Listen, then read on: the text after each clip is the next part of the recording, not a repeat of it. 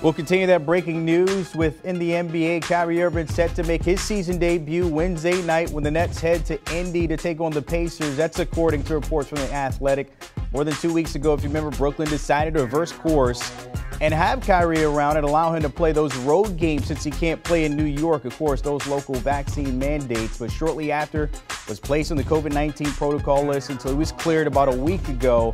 The Nets will wrap up a 3-game homestand tonight, and of course, next time we'll see Kyrie be the first time Wednesday. Taking a look at the Eastern Conference as it stands right now, the Nets sitting pretty, just 1 game back. Chicago has been rolling in the Eastern Conference at 24-10, but the Nets still in contention to maybe come out as a favorite there in the Eastern Conference with the Bucks as well. And we're talking those top 3 in the Eastern Conference. So, of course, this is the first time we'll see Kyrie. He missed the first 35 games for the Nets, but last season, I mean, you could put him up there in top 5 when it comes to the PGs across the league. Just under 27 points, 50 from the field, and 40 from 3-land. When you look at the Nets now with Kevin Durant and James Harden back, you add Kyrie to the picture, they just might be a contender coming out of the East if they can get some games under his belt.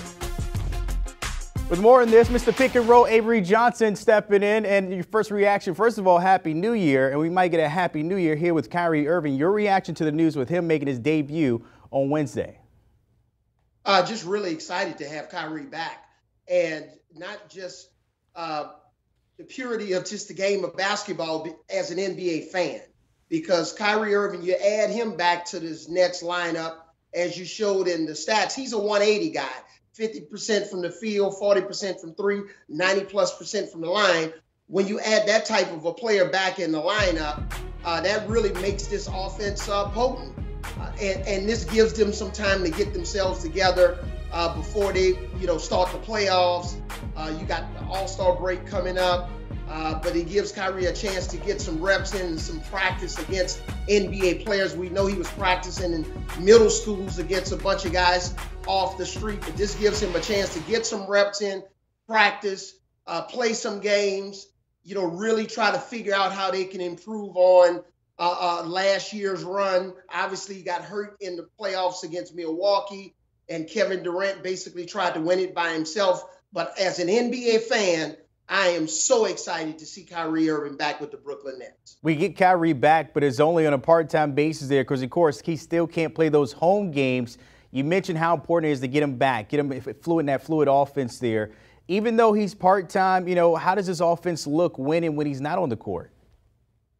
Well, it's better to have him part-time, not to have him at all, because you don't know how all of the different protocols are going to change come playoff time. Maybe the rules, will change with states and, all of the different protocols. So hopefully, by that time, he's full go where he can play at home and on the road. But it's better to have Kyrie Irving part-time, especially, if you need to give James Harden a night off or KD a night off, on the road. This guy can win games by himself. I mean, he's really lethal, especially on the offensive end of the floor. We've seen all of his exploits, with the Cleveland Cavaliers, obviously with Boston, and now, with the Nets. So, and then when you got all 3 of these guys in the lineup, who do you stop? Who do you try to slow down? And so it's just going to be great to have him. I know Steve Nash just is elated to have him back in the lineup, even if it's on a part-time basis. Coach, I know at one point we were talking about Kevin Durant playing some of the most minutes he's ever played in his career. James Harden just getting back, of course, coming out of protocols. Now adding Kyrie, how does that take away some of the stress for the other 2 in the big 3 here?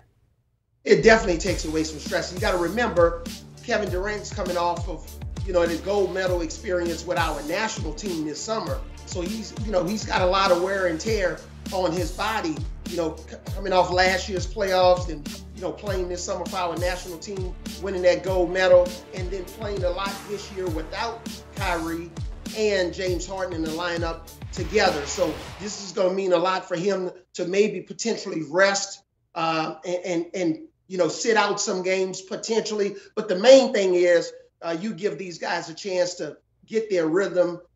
Even when they're on the floor together, Kevin Durant doesn't have to be relied upon to score, especially down the stretch every time down the floor. Now you can spread those opportunities around the other guys, Harden and Kyrie, that can take over games. Durant gets double teamed a lot, so now he's kicking the ball out to Kyrie and James Harden. So this is just a phenomenal. Not many teams in the NBA can get a guy like Kyrie back, even if it is to play road games. And you have the luxury of bringing an all-star back into your lineup with a team that's already top 2 in the Eastern Conference. Looking at that conference, of course, Chicago #1, but they're right behind them at 2, and even the Bucks. Where do they fit now with Kyrie back in the fold for you in the Eastern Conference?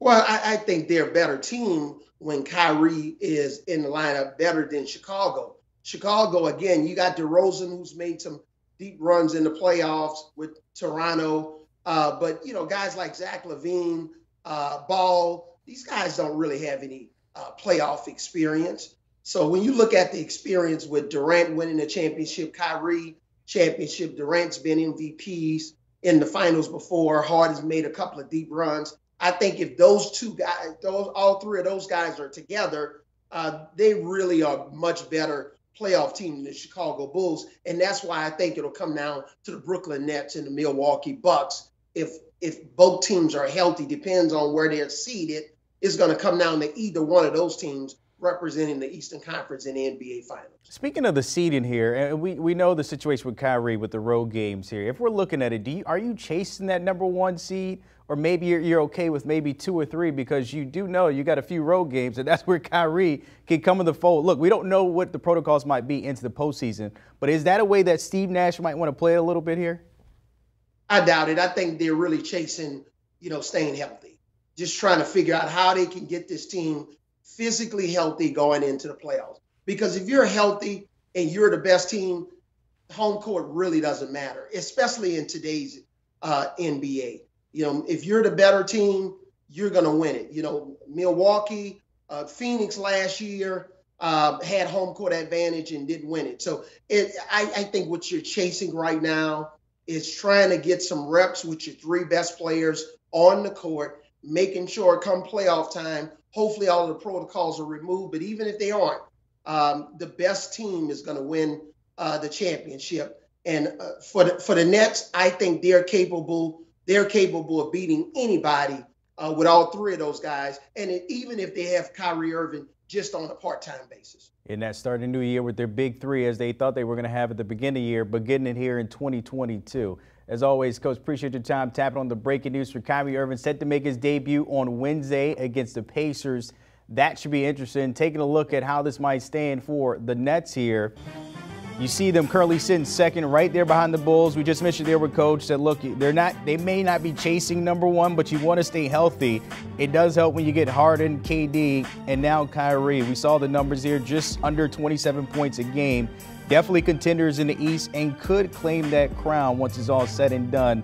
Of course, you have to go toe-to-toe with the Bucks and the Bulls, who have been trending in the right direction there with the Nets. Keep it locked here at CBS Sports HQ. We'll have you updated on everything with Kyrie Irving and everything across the league throughout the day.